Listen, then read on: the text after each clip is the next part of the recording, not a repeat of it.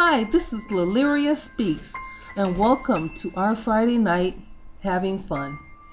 The story I'm going to read is called Home Alone. Let's begin. Are you sure you will be all right? Asked Twilight. She stood at the castle door, bags at her side. I can get one of the girls to come over if you want. Come on, Twilight, groaned Spike. I don't need a babysitter. I'll be fine by myself. I don't know, said Twilight worriedly. It wouldn't take long to ask Rarity to stop by. Spike's eyes went wide as he imagined it. Rarity came into the castle, a dazzling blue dress on. Oh, Spike, she said, swooning. The nasty Twilight has left you all alone. She grabbed the dragon and pulled him close. Not to worry. Rarity's here to make everything better. Rarity? Said Spike breathlessly. Rarity grabbed Spike's face and lifted up to meet her eyes. She leaned in close, giving him a smoldering look. And now that we're all alone in this big castle, just the two of us, do you know what we can do? She leaned closer. What can we do? Asked Spike nervously. He was very aware of Rarity's lips just centimeters from his own. We can feed you, said Rarity, shoving a baby bottle into Spike's mouth. Spike choked and pulled the bottle out of his mouth. What? Said Spike. Why do you have a baby bottle? To take care of you, of course, said Rarity happily. She picked up Spike and cuddled him. I'm your babysitter, after all. It's my job to take care of the baby. But, began a horrified Spike, I'm not a baby. I can take care of myself. Oh, said Rarity, looking at the dragon in her arms. It sounds like someone's getting a grumpy wumpy. I know just what to do to cheer you up. She used her magic to lift Spike, and she started walking away, the floating dragon following her. We'll give you a nice bath, and then we'll get you changed, and then we'll put you to bed. No! Screamed Spike, his eyes wide. He grabbed the shocked Twilight. Don't get Rarity. I'll die if she has to babysit me. Now, Spike, said Twilight in a disapproving tone, I know Rarity is not the most nurturing pony, but she's not that bad. I don't mean like that, yelled Spike. I'll die of embarrassment.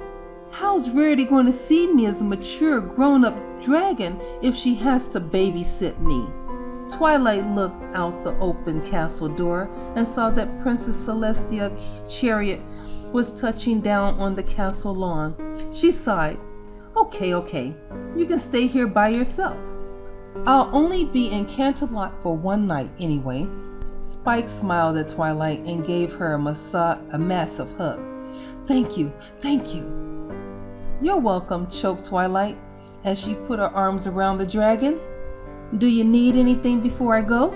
Nope, said Spike happily. He pointed to a bowl full of gems on a nearby table. I got food, and he pointed to several books on the shelves. Those, repeated Twilight. She used her magic to bring one of the books closer. She read the title aloud. The Trotting Dead? Yeah, said Spike, breaking the hug. He grabbed the book. I got a whole collection of these. All of the trade paperbacks. They're about zombies and small groups of surviving ponies. Spike opened the book and showed Twilight what was inside. Twilight frowned at the violent page Spike was showing her. Why is that pony cutting his hoof off? She asked. Oh, said Spike, that's the Trick Crimes. He's the group leader. But his hoof was bitten by a zombie, and he had to cut it off so he wouldn't be infected. So Spike closed the book and smiled happily. Pretty cool, huh? Twilight fought the urge to gag. Spike, don't you think those comics are a little bit too violent for you? Maybe get a little freaked out by them? No, said Spike, shaking his head. I'm old enough to read them without getting freaked out. just like I'm old enough to be home alone.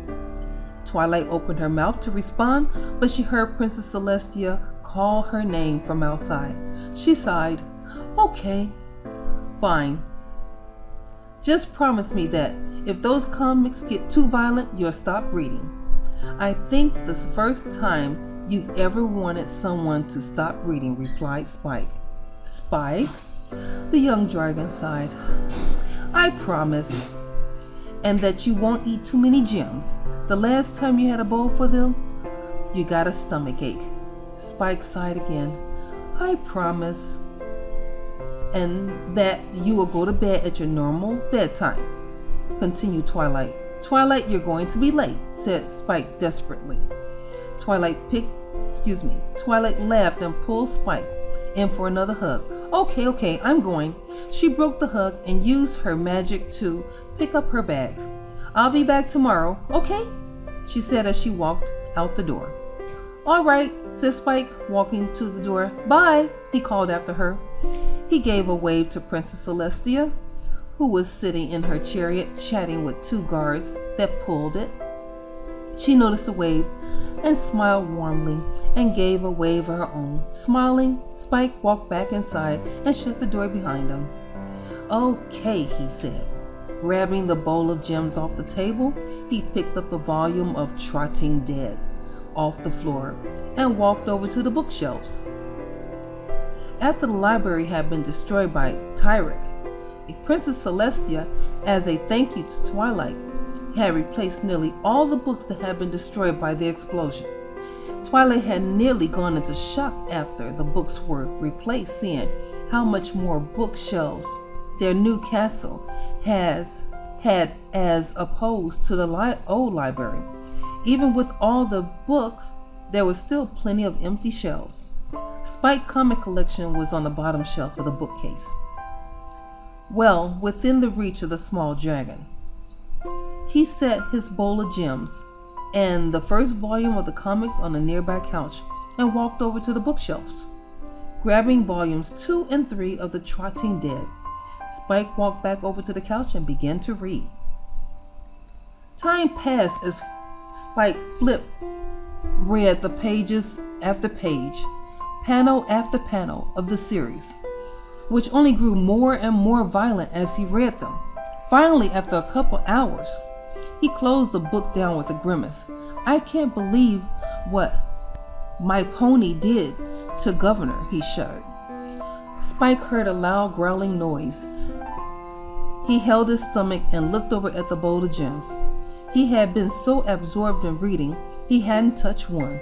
I'm starving, he said, and reached out to grab a nice red ruby.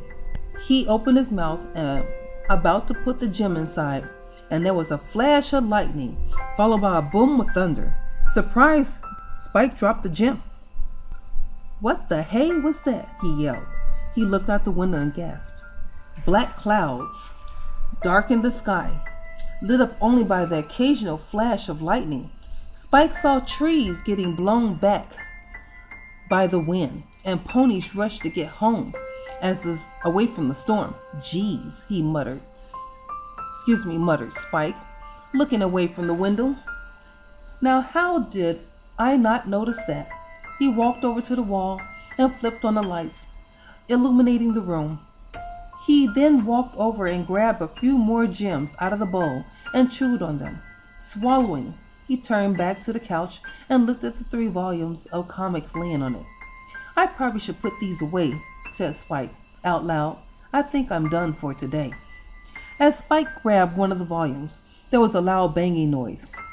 Jumping, Spike dropped the book on his foot. Hissing in pain, Spike hopped up and down on the one foot while he clutched the other. What was that? He asked aloud. The lights flickered and died, darkening the room. Perfect, muttered Spike. He sighed.